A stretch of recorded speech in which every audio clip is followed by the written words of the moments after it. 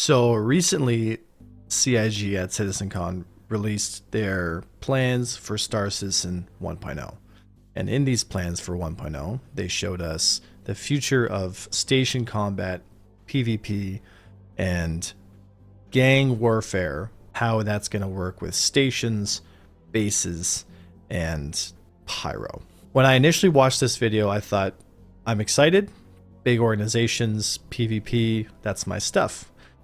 But after going through it a couple more times, I've watched this video 4 times now, and I have some very basic questions to ask as to how they plan on having this work.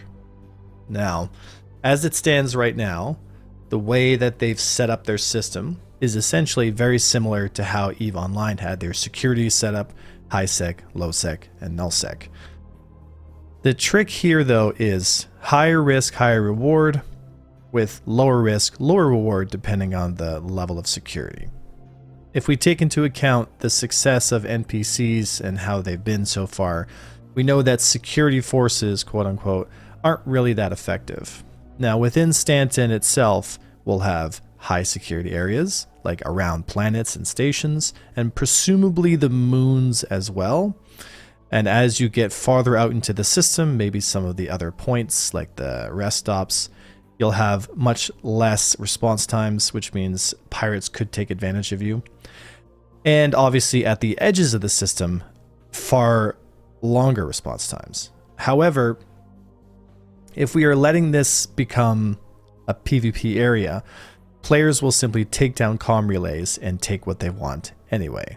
So it ultimately will come down to having groups and organizations have player groups themselves to help protect them as they move through Stanton, even though Stanton is considered a high security area.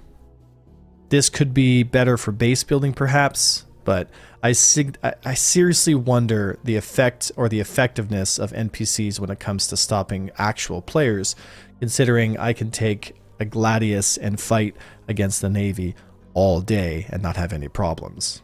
They touched about adding dead man switches to ships that are stolen. This obviously is going to lean more towards the piracy side of gameplay. We all saw this coming. I've been saying this for years. Pirates are going to take what they want, and even if you hit their dead man switch, they're going to drag it to a fabrication hangar and strip it for parts, regardless of the idea.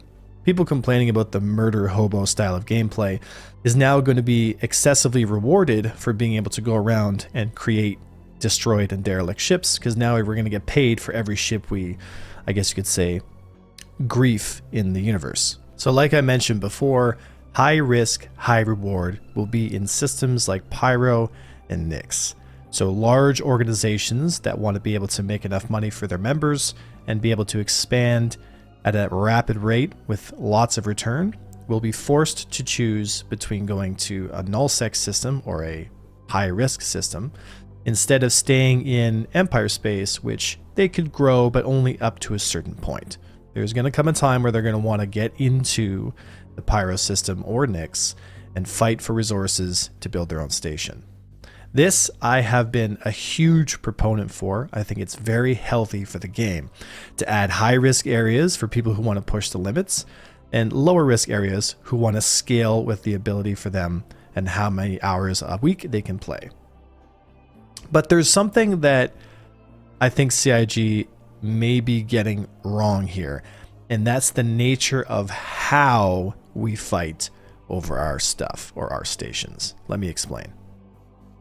As it stands right now, if a player was to put a base on, let's say, Bloom, they would be vulnerable to being attacked 24 hours a day, at night, in the afternoon, whenever. Even though they might have combined arms and ground shields, any organization worth a few, maybe even 100 to 200 members may not have people online 24/7. And so this leaves players, I guess you could say, vulnerable to offline raids and stuff that we'd see in DayZ and other games. And to be totally honest, getting offline raided in a game where loss matters is the absolute worst feeling thing you could possibly imagine. So we want to reduce the amount of quote unquote offline raiding so that people actually have an opportunity to defend the stuff that they've been building. CIG's response to this has been the shield tech.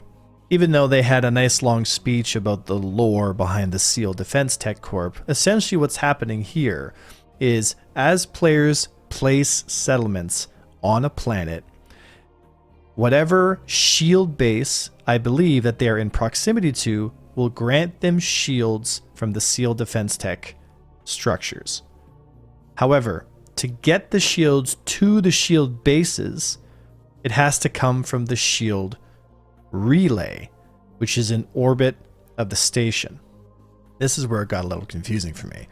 But if the orbital stations are allowing you to have shields being pumped down to the shield base, that has to come from the system-wide shield relay that's in orbit of the planet itself. So you have the shield relay, which encompasses Bloom itself, and then you have the shield stations that are crossing the planet. And in the system of Pyro itself, you have what's known as the shield core. Now stay with me here. I know it's a little confusing. These work slightly differently. So for example, the shield core, or shield core station, I guess you could call it, is a station which is essentially going to provide a king of the hill approach, which means that organizations across all different shards, that's important, across all different shards will be able to play King of the Hill at the shield core location.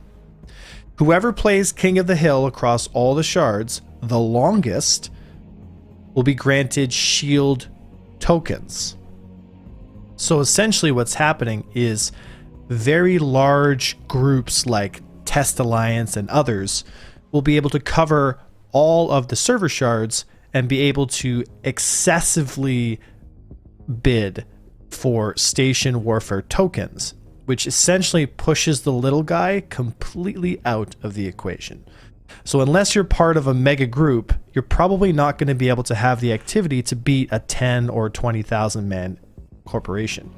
So the idea that people will be able to shield their bases, if not part of these top 5 large groups, is, in my opinion, going to be almost impossible.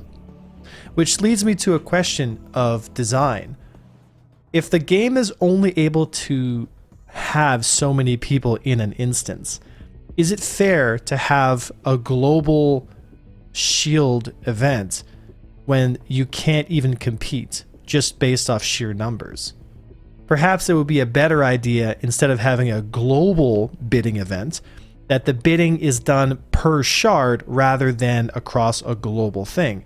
Because what it does is it gives too much disproportionate power to the sheer numbers advantage of other groups and not to the cohesiveness and team play that organizations need to have to be successful.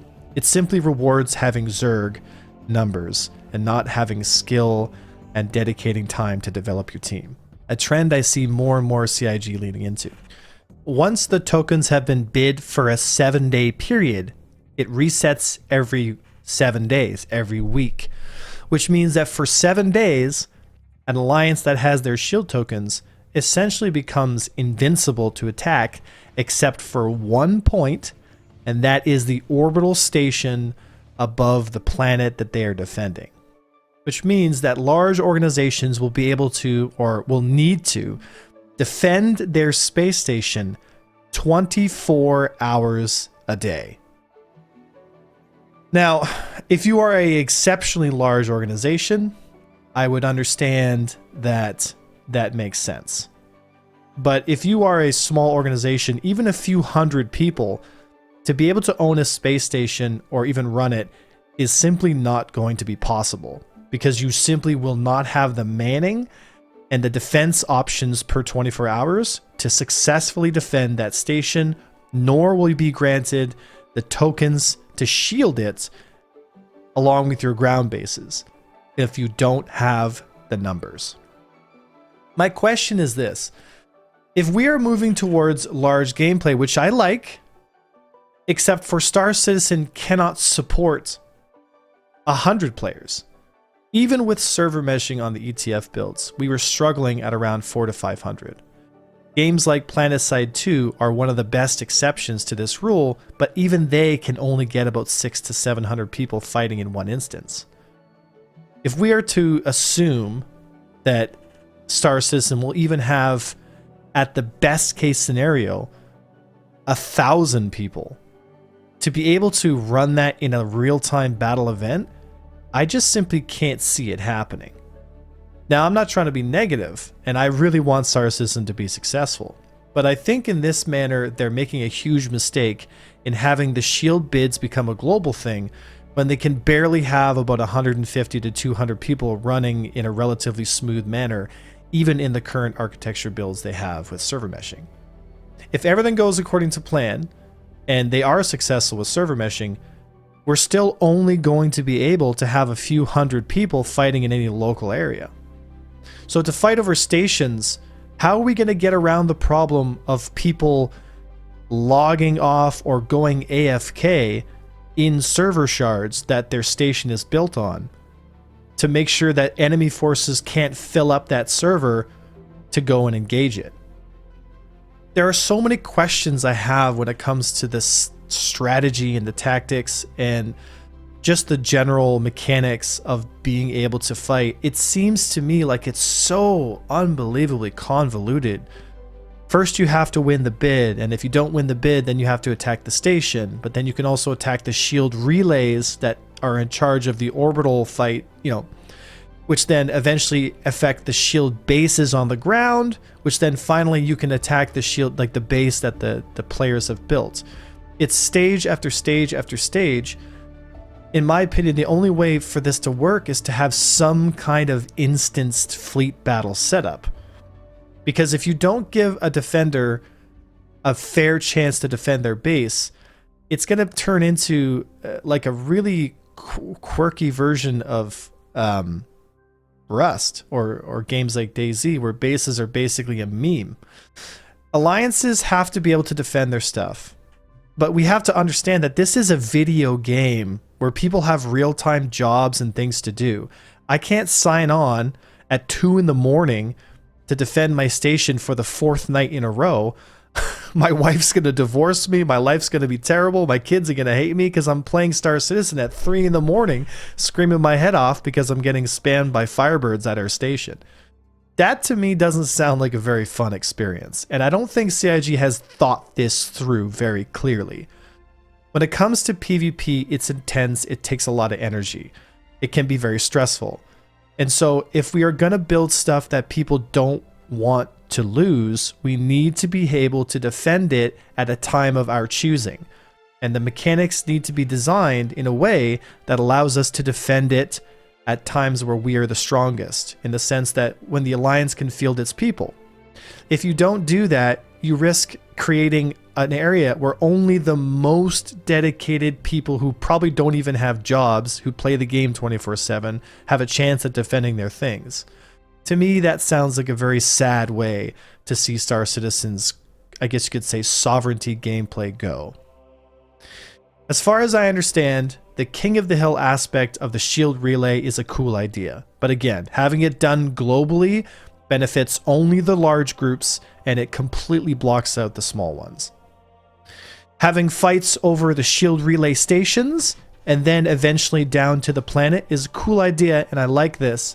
But again, if you're able to raid ships and stations within 24 hours, any group of smart raiding parties or people that can build stuff, or pirates, are going to wait until whatever alliance or group that they want to attack is at their weakest in terms of numbers and attack them when they're sleeping. To me, that doesn't sound fun, waking up every morning to the station that's been raided and ransacked day in and day out. What's the point of owning a station if I can't effectively defend it? And if the only way to effectively defend it is to just have bodies, well, that doesn't really push towards skill-based gameplay. I'm a bit disappointed that CIG would even consider this route when they know that they're struggling with keeping a few hundred people on a server mesh. I think it's much better for CIG to redesign the concept of how they're going to do station warfare, Because as of right now, all I see is an extremely tedious 2 a.m. nighttime burn where people are mostly going to get their ships stolen and destroyed, and it's going to push so many people out of the experience. And when it comes to HiSec, organizations that are pirates will simply war deck or war declare against groups that are in HiSec and ransack their stations as well, one by one. I think CIG needs to go back to the drawing board, and I think they need to really understand the human nature side of why people want to attack and steal things, and understand that people will stop at no lengths to ensure victory, especially in a game like this where loss is associated to it. I think that the current system that they are planning on doing will not work, and I think the system that they are expressing here will be easily exploited and will not do well in the long run. But this is just my opinion. I hope it works, and I hope they give us more information as time goes, and hopefully we can nip this in the butt before it becomes too much of a problem. But as of right now, I'm not a fan. And I'd like to see some significant improvement in how they're going to do things in the future when it comes to sovereignty and station warfare, and hopefully they learn the lessons from this year. Thank you so much. My name is Avenger1, and I'll see you next time.